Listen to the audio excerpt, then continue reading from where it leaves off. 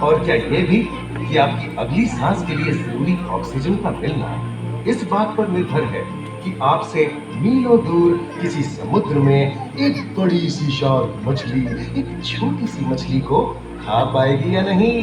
क्यों, यकीन नहीं होता ना? चलिए कोई नहीं, आइए आपको ले चलते हैं एक ऐसी दुनिया में जो आपसे हजारों मील दूर होकर भी आपके अस्तित्व का आधार है।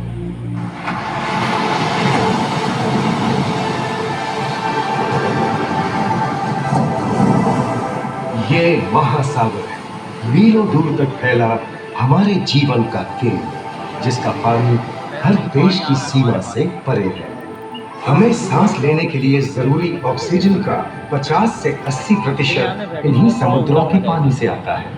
ये भी कह सकते हैं कि ये सागर एक विशाल संयुक्त परिवार की तरह है, जिसमें ये सभी जीव एक ही घर में रहते हैं, जैसे मछलियां, mollusc, dolphin, seal, walrus, crustacean, bacteria, समुद्री एनीमोनी और हाँ, ब्लू व्हेल भी, जो पृथ्वी का सबसे बड़ा जीव माना जाता है। और जंतु ही नहीं, इन समुद्रों में पौधों की भी लाखों प्रजातियां पाई जाती हैं। इन विशाल समंदरों का पानी हमारी पृथ्वी का लगभग 3/4 हिस्सा है। इस धरती पर 5 बड़े महासागर हैं: आर्कटिक, अटलांटिक, हिंद, प्रशांत और दक्षिणी महासागर। ये सागर इतने महत्वपूर्ण हैं कि इनका तापमान और लहरें दुनिया के हर हिस्से के मौसम पर असर डालते हैं, चाहे वो मौसम कितना ही खतरनाक क्यों ना हो। हमारी ही तरह पानी के नीचे पनपता हर जीवन सूरज की रोशनी पर निर्भर है। जी हाँ जनाब, सिर्फ ये जंतु, मछलियां, पेड़ पौधे ही नहीं, बल्कि बैक्टीरिया जैसे सूक्ष्म जीव भी सूरज से ऊर्जा पाकर खिलखिला उठते हैं। ये देखो मिस्टर ऊदबिलाव, कितने मजे ले रहा है। देखा इसे, अपने चेहरे की पोजीशन ऐसे बदल रहा है जैसे किसी स्पा में स्टीम ले रहा हो। और वो चली मैडम व्हेल इठलाते हुए सनबाथ लेने। और ये जोकर मछली यानी क्लाउन फिश, ये तो गाना भी गाती है भाई, बिना किसी सुरताल के। हाँ, ये रात समुद्री जानती है और कोई खतरा महसूस होने पर ये कभी गुर्राती है और कभी चहकती है। क्लाउन फिश है ना। और ये डॉल्फिन हमारे स्मार्टफोन से भी ज्यादा स्मार्ट है। ये अपनी आवाज का इस्तेमाल सोनार की तरह करके एकदम सही दिशा में तैरती और एक दूसरे को संदेश भेजती है। जी हाँ, ईमेल या व्हाट्सएप से भी तेज। मूंगा चट्टानें यानी कोरल रीफ दुनिया की सबसे विविध इकोसिस्टम्स में से है। इन चट्टानों को अक्सर समुद्र के वर्षा वन कहा गया है। आई, समुद्र में वर्षा, अजीब बात है ना। अरे दरअसल इनका नाम इनके आसपास बसे इन जीवों की विविधता के कारण पड़ा है। इनमें से कुछ मूंगे गर्म उथले समुद्र में, तो कुछ ठंडी अंधेरी गहराइयों में रहकर हमारे इकोसिस्टम के संतुलन को बनाए रखते हैं।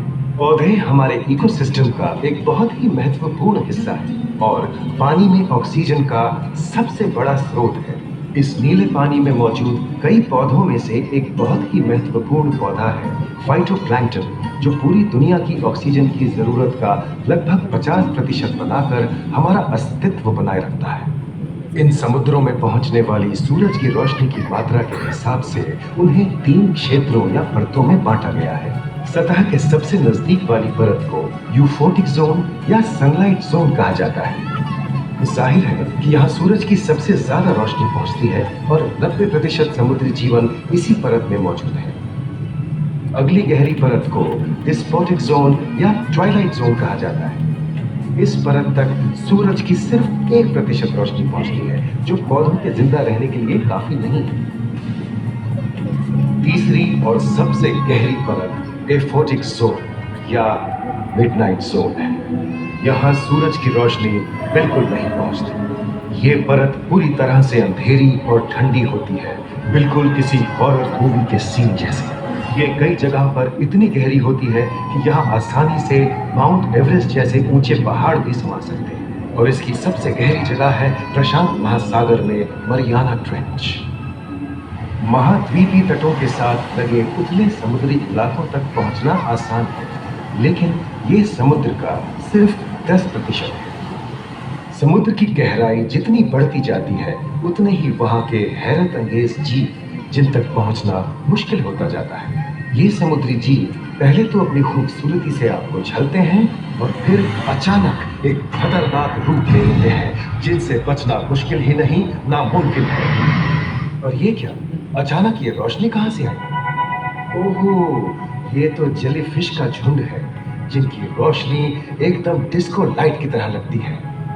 वाह, ये हुई ना बात। अब सभी बड़ी छोटी मछलियां इन चमचमाती डिस्को लाइट को देखकर पार्टी करने आएंगी। और फिर यही रोशनी उन्हें बेरहमी से दबोचकर उनका शिकार करके अंधेरे में वापस गायब हो जाएगी। लेकिन सभी शिकारियों को छलावे से लुभाना नहीं पड़ता। सबसे घातक शिकारियों में से है शार्क, जैसे ग्रेट व्हाइट और टाइगर शार्क। शार्क आमतौर पर सूरज ढलने के बाद अंधेरे में शिकार पे निकलती है समुद्री जीवों का यमराज। आज तक शार्क की 500 से ज्यादा प्रजातियों का पता चल चुका है। ये हर तरह के खुले महासागरों में, मूंगे की चट्टानों में, आर्कटिक की बर्फ के नीचे और समुद्र की अंधेरी गहराइयों में पाई जाती है। और ये है समुद्री घोड़ा, जो तबड़क तबड़क नहीं, छप छप छप छप करता है, यानी दौड़ता नहीं, तैरता है। हमने इन समुद्रों के बारे में बहुत कुछ जाना है, पर अभी भी बहुत कुछ जानना बाकी है। ये सागर गहरे और विशाल, ठंडे और अंधेरे में डूबे होते हैं। इन गहराइयों में पनपने वाली 17,000 से अधिक प्रजातियां मानो किसी कल्पना से कम नहीं। किसी खूबसूरत एंजल की तरह दिखने वाले जीवों के साथ साथ न जाने और क्या क्या देखने को मिले।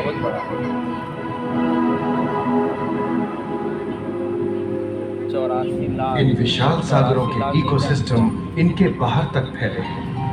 खारे पानी की खाड़ियां, समुद्रों, समुद्र तटों और नमकीन दलदली इलाकों तक।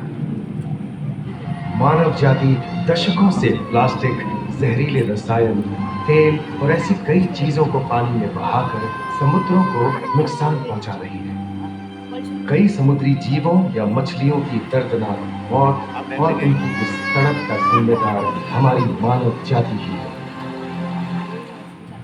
पिछले कुछ दशकों में वैज्ञानिक पैमाने पर सामने आए खतरों में से एक बड़ा जलवायु परिवर्तन है, जिससे महासागर गर्म हो रहे हैं और ग्रीन हाउस गैसों की अधिकता और ऑक्सीजन की कमी के कारण इन समुद्रों का अम्लीकरण हो रहा है। सागरों के इस तरह गर्म होने से पानी का स्तर बढ़ गया है और बर्फ की चादर पिघल रही है।